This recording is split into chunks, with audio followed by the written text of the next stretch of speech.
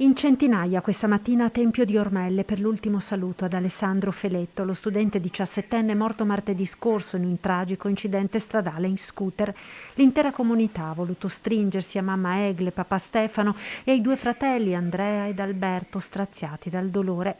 La bellissima chiesa dei Templari, la stessa nella quale Alessandro era stato battezzato, aveva ricevuto la prima comunione e la cresima, non è bastata ad accogliere tutti ed in molti hanno assistito alla cerimonia funebre sotto il portico, sul sagrato e la piazzetta.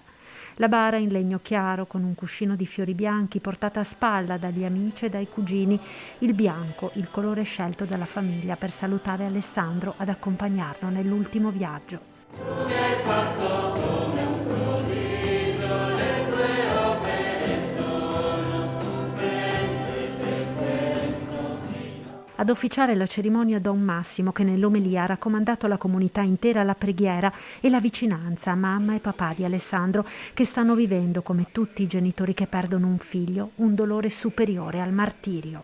Perché quello che loro vivono adesso è un vero e proprio martirio.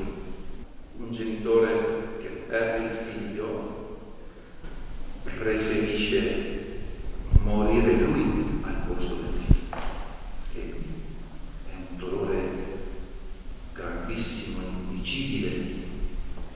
Perciò il genitore soffre un vero e proprio martirio.